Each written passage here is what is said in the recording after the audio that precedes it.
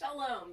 This is Rabbi Weiss speaking to you from the newly designed Kabbalah Tent room. Normally this is our library, but in anticipation of our new service during the high holidays, we've tried to create the space, making the walls and the top of it look like a tent. We want to thank Karen and Gretchen Merkier for tackling the walls you see, and also the children from the FJLC who've adorned the sides with their artwork. We want to take a look of the room, all different Rosh Hashanah themed artwork. And a very special thanks to our amazing custodian John for humoring me last night into the late hours as we tacked up this parachute. And what we're trying to do is evoke this sense of the magical, intimate transience of a Bedouin tent that you might visit during a high school Israel trip. But as opposed to that experience, there will be no freshly baked pita or the need to relieve oneself in the desert. Now, I've actually stolen this concept of the Kabbalah tent from my amazing father-in-law, Rabbi Raysh Weiss in Long Island, who does this at his synagogue, but they use a real tent. And for logistical reasons, we had to do it DIY. And I always say, when life gives you sesame seeds, you gotta make tahini. So that's what we're doing. And we are so excited for all the different programs we're gonna have this weekend, early this week, the high holidays. We have the Kabbalah tent again at 10 every day in the morning. And then we also have at 10:30 a variety of youth services. So we have 2 youth services, and down the hall we'll have the teen lounge service. And we also have the young professional 10-minute meetup, or as Lou Balcher likes to say, Beth El being the epicenter of this national program where young professionals who are post-college get together and dip some apples and honey in kind of nosh and chat during services. So these are a lot of exciting things happening whilst the main service is going on. We want to also extend a very special welcome to Chazan David Acker, who will be joining us for the high holidays. Chazan Acker, in addition to having a gorgeous voice, brings to the pulpit a tremendous passion and knowledge of the words and a real nuanced understanding of the liturgy. And we're very excited to welcome Cantor Acker, as well as his husband Bob and their daughter Miriam Sophia, joining us for the high holidays. So very exciting about that. I wanted to also brief everyone in advance about security protocol for the high holidays. While this is a very joyous time and we're very excited and not expecting any issues or altercations, it's always important to be prepared as Jews. So we're going to make a series of announcements throughout services, but I also want to just review the exit strategy. So in the main large sanctuary, there are about 3 exits in the back of the room. And in the event of any kind of disturbance, I recommend that you evacuate as quickly as possible in one of the 3 exits. The doors all push outward, so you want to push outward and move as fast as you can, and you also want to spread out in different exits. In other words, don't all congregate in one exit because that will be more of a danger. Around the time of the high holidays, we tend to make a big tzimmus over what we understand as repentance, as atonement, as the need to improve upon ourselves. But I think that might be missing the point. Before we can arrive at that space of improving upon ourselves, it's incumbent upon us to think about, to consider, reflect on what it is that's making us sin. What structures of oppression and pain are the contributing factors to our own moral failings, or those of others? And how can we, as ethical moral actors, help overturn these structures to enable us to serve God with truly pure heart, mind, and hands? I've been thinking about this in particular in light of something that happened personally to me last week, as some of you might know, and were directly involved in helping me. One of our cars was stolen, my main car, the Jewbaru. And in reflecting upon this moment, I realized that someone felt the need to take this car. I first suggested that someone must have really wanted to stock up on diapers and critical editions and Shiva books, but in all seriousness, it's an act of desperation that brings someone to steal a car. And we're fortunate when we can lament lost items or stolen items of ours, when we, by no worth of our own, have these items that people want to steal. In Pirkei Avot, there's a line that says, the more property you have, the more worry you have, and there's some truth to that. But there's also a privilege that comes with that, and we need to find in ourselves compassion when these things are taken from us, not anger, because something's happening in our society that made someone steal that car. These days I'm much more interested in what's called midat harachamim, the principle of mercy than I am in what's called in our tradition midat hadin, the principle of judgment. What can we do to emulate the divine mercy that we must watch and consider in our own lives? So when we talk about this stolen car, we're really talking about stolen care. And it's felt so perfect to me that in my weekly chavruta with Seth, Rabbi Hoffman, and Lou, we always, as we do, come upon a text that perfectly fit this idea of the serendipity, but also the unworthiness of these moments. We are not entitled to finding. It only happens by grace of God. And there's this line in Masechet Sanhedrin on folio 9b7b that says, 3 things happen when we don't expect them. The Messiah, a lost object, and a scorpion. Now, this goes back to the grace that I felt in the lost car episode, where so many members of Bethel and staff came with me to different police stations and impound lots at various strange hours of the night. And who would have thought that our first confirmation class would take place nearing midnight at a very sketchy impound lot? But we were privileged to discuss what it means to be a Jew and talking about source criticism. It was an incredible experience, and I'm so grateful. It was a gamzula tova, really. We had special opportunity to really bond with a number of community members who really came forward and helped me in a serious way. And the car was returned in the end when I was least expecting it. We don't know what to expect or when to expect it. And in fact, the whole notion of expectation is one of entitlement, a notion we must depart, we must surrender as we enter into these high holy days. But one thing we can look towards is the book of life. And the book of life might not be what you think of in terms of who shall live and who shall die. The book of life might be on the internet. It might not be accurate. It might be the sketchy, raw accounts of someone's life in an autobiography. And I want to share with you in this book of life, in this book of mercy, something that we happened upon by chance and really filled our hearts. Some context. My sister, my oldest sister who lives in New York and works at the UN, was going through Grand Central Station and was looking for some light reading. And so she picked up a New York bestseller book to read on the subway. As she's reading it, she encounters a familiar character. This is in another book of life called We Are Never Meeting in Real Life. Dr. Weiss is an Orthodox Jew who keeps kosher and rides a bicycle everywhere he goes. And no matter how many times my father jumped gleefully from a wagon into a waist-deep river of cheap brandy and $2 steaks, Dr. Weiss would take him back, crack open his ribs, and scrape some more corrosion off his rotting meat fist in the center of his chest. The last time I'd seen my father was the final day of my junior year of high school when he moved me into the spare bedroom in the back of my sister Jane's apartment. "Who's gonna fold your sheets?" I called after him as he hobbled down the stairs. "Who's gonna fry your smelts?" He waved at me over his shoulder without looking back and disappeared. A few weeks later at church, I saw his old boss, the man who owned both the house we rented and the limousine SB leased to drive for work. I never liked James. He laughed too loud and talked too much and dropped by our house unannounced too often.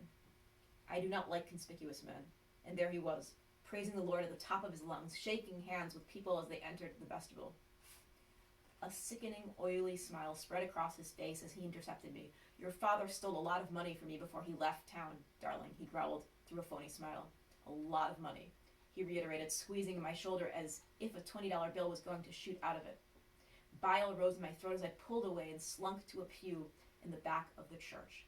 I remembered running across a large plastic bottle, the kind used in an office water cooler, in the basement of a house one afternoon. It was filled with change, mostly quarters and dimes, and sometimes, while cowering in the closet as Tropical Storm Samuel roared outside my bedroom, I daydreamed about rolling that thing to the bank and trading that laundry fortune for a train ticket to freedom. Of course, he took it, I thought. I imagined him in the rickety Cadillac he bought before he left, bouncing down the highway back to Tennessee in a car full of nickels. Dr. Weiss informed me that after SB suffered 2 heart attacks and a stroke, or 2 strokes and a heart attack, he had spent his own money to send for my father so he could be under local care. He told me things weren't looking good, that my father, born in 1933 in Tunica, Mississippi, had survived poverty in the South and war in Korea and alcoholism in suburbia, yet refused to give his body a break for even a minute. He was drinking again and fighting again and not taking his prescribed medications again. I listened to the doctor, his voice soothing and calm, waiting anxiously for him to tell me what was going to happen next. And then my father was on the line, cheerful and gruff. He told me that he was feeling great, that Dr. Weiss had taken him on a skateboard tour of the morgue, that everything inside was painted in psychedelic colors. It didn't look anything like the cold refrigerated vaults you see on television. Samantha, I'm having so much fun. I didn't even cry, though I felt like I should. My father has gone crazy, I mouthed across the room to Kara as I waited for the doctor to get back on the line. You rode a skateboard through a room full of dead bodies? I asked skeptically when Dr. Weiss finally returned to the phone. Of course we didn't. I'm afraid your father hasn't recovered this time as well as we'd hoped he would. The evening of my birthday, I'd gone down to dinner with some guy friends from the floor at 5, but they both had girlfriends, so that no one was watching Braveheart on a continuous loop the way we usually spent our Saturday nights. Kara had gone home for the weekend. I had a stack of Jane magazines and a handful of birthday cards that needed responses, but then my sister called, 2 of them on one line, so I braced myself for an explosion of off-key birthday singing. SB is dead, Janie said. They found him in someone's yard earlier today. I'm so sorry, Pumpkin. Here are the things I know. Number 1, my father was placed in a nursing home a couple of days after I had spoken to him. Coincidentally, the nursing home was down the street from the one my mother was in. Number 2, on February 12, 1998, he decided to go for a walk. Without a coat or socks, after several days of surviving some ratio of heart attacks to strokes that I'm still not clear on because sometimes the details just get away from you. Number 3, SB visited my mom and swindled $10 from her roommate.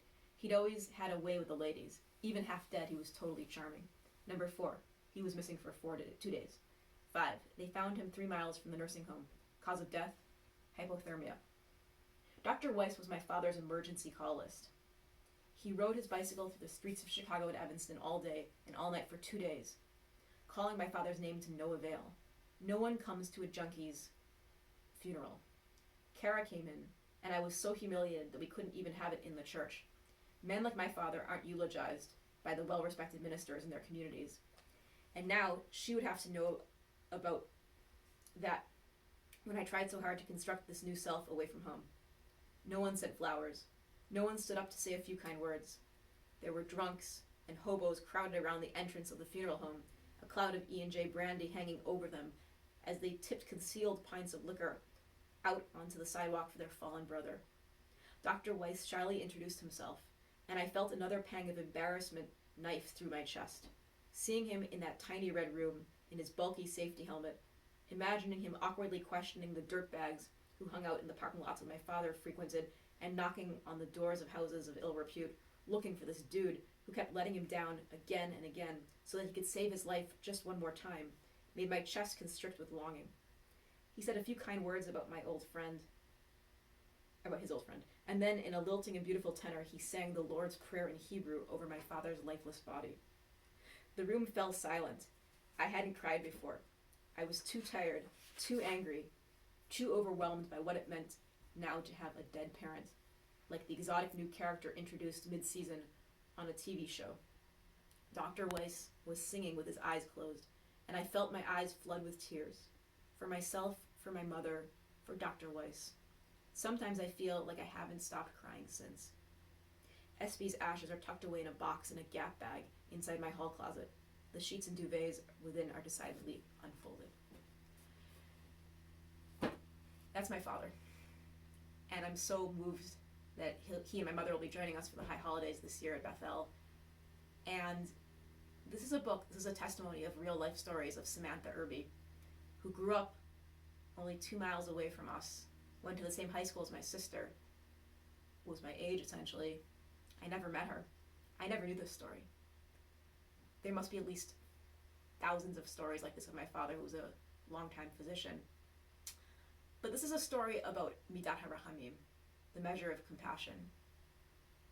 And it stands for me as an example, because Samantha in this incredible book talks candidly, rawly, about what brings you to need to steal, what brings you to seek out substance, different substances, when life throws trauma at you.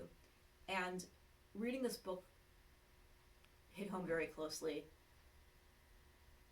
very strange to see some of the familiar landscape kind of recrafted in the lens of tremendous poverty and suffering. And I thought about what 19th century great neo-Kantian Jewish philosopher Hermann Cohen always talks about when it comes to poverty, which is that it's the ultimate moral human crisis that blocks us from serving a virtuous life. But look at this incredible woman who was able to come out of this through her own wit and brilliance and write this incredible book with so much sensitivity and love, and her account of my father just so accurate. That's the book of life. And I'm humbled to encounter these words. What kind of conditions of possibility are needed for us to be good people? This is the question we must ask. And in my own life right now, just thinking about the small things, not even moral issues, but physical issues, having survived an illness that stemmed from something so small that I wasn't even aware of over here in my throat, it brings new meaning to the prayer Asher Yatzar, which is a daily prayer we recite upon going to the bathroom, that if one of these things in our bodies is amiss, then everything is lost. If one of the conditions in our life somehow are not met for safety, for health, for basic sustenance, we might not serve God very well. So how can we as a community respond to these issues? How can we educate ourselves and advocate and make sure that we all live in a way that enables us to serve God? I want to close by reflecting on a passage that we talked about last week at Shul. We did a kind of a group study during services about that very famous line that we see in the Haggadah, which is Arami Oved Avi. My father was a wandering Aramean.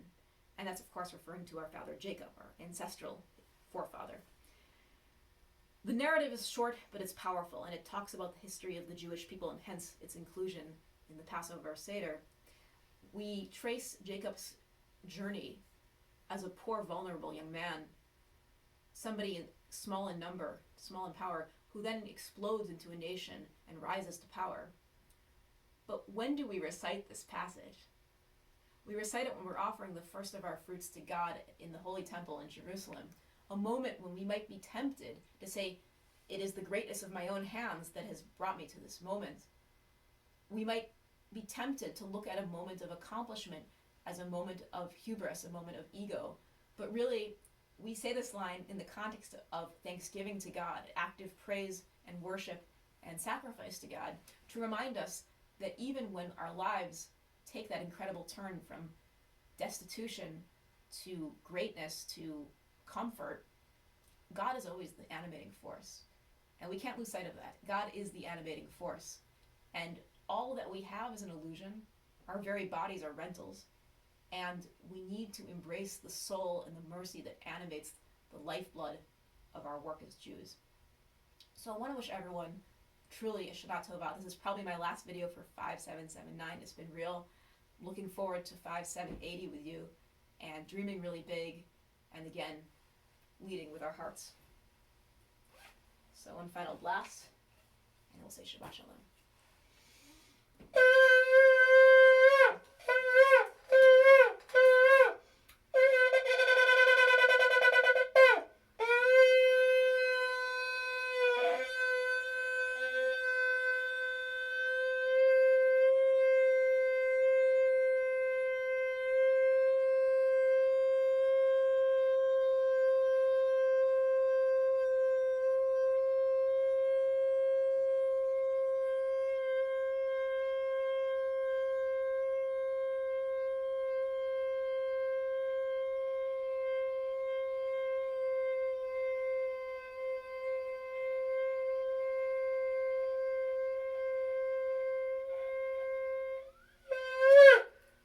Shana Tova and Shabbat Shalom.